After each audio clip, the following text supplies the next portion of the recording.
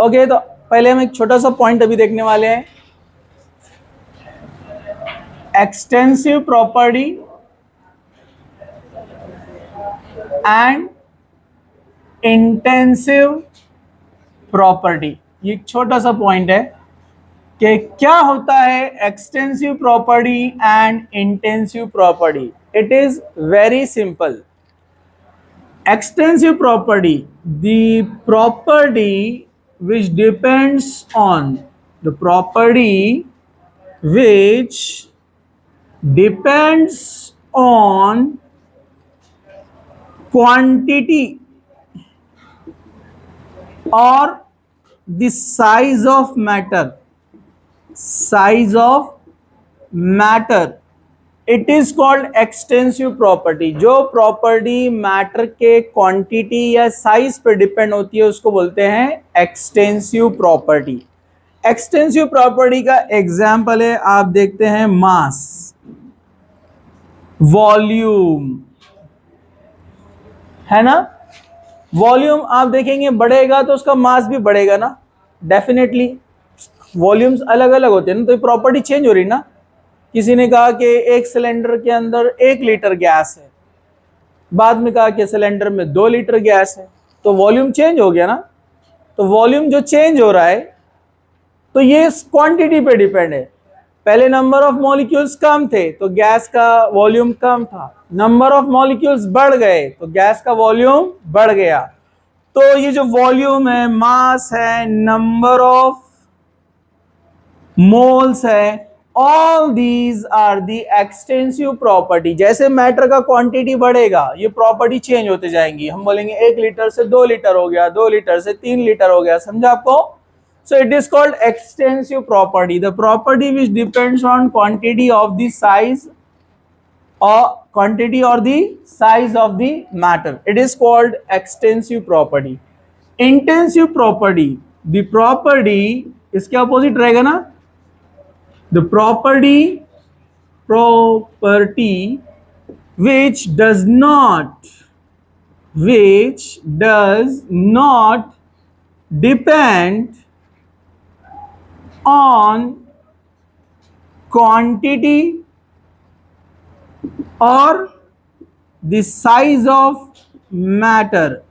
जो मैटर के साइज या क्वांटिटी पे डिपेंड नहीं होती है उसको बोलते हैं हम इंटेंसिव प्रॉपर्टी। जैसे एग्जांपल है कॉन्सेंट्रेशन, जिसको हम बोलते हैं मोलैरिटी, नॉर्मैलिटी, है ना। सो मोलैरिटी हो गया, डेंसिटी हो गया, डेंसिटी हो गया, ओके। वैसे स्पेसिफिक ग्रेविटी हो गया, ये आगे आएंगे पॉइंट्स क्या है। स्पेसिफिक ग्रेविटी है, ओके। डेंसिटी हो गया, मोलैरिटी हो गया, स्पेसिफिक ग्रेविटी हो गया, टेम्परेचर हो गया, temperature, okay.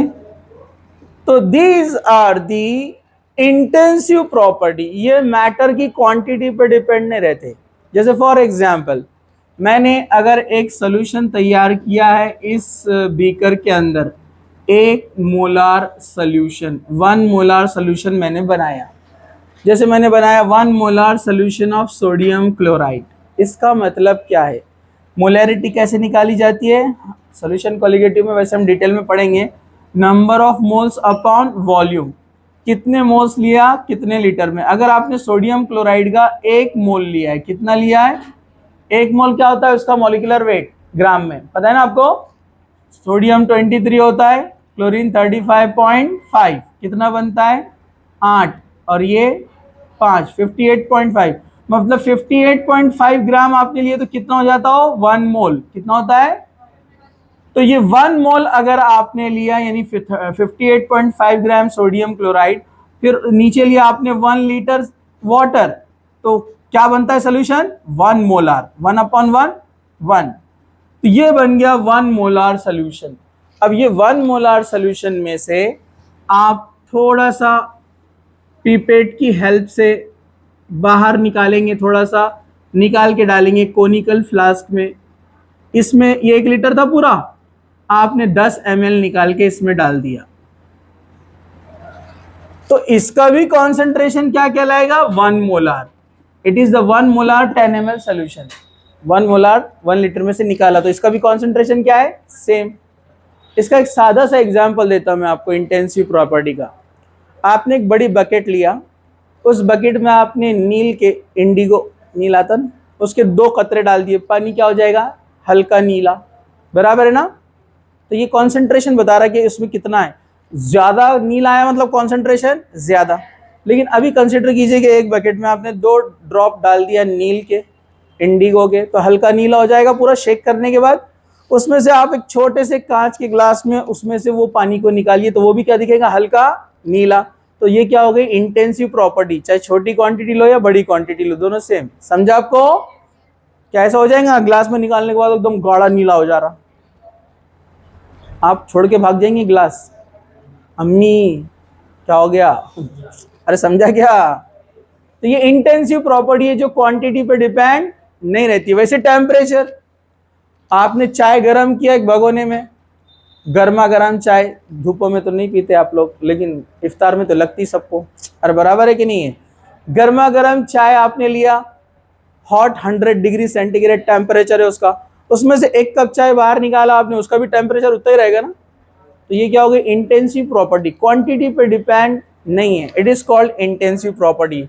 So the property which does not depend on the quantity or the size of the matter, matter के साइज और क्वांटिटी पे डिपेंड नहीं रहती, उसको बोलते हैं इंटेंसिव प्रॉपर्टी।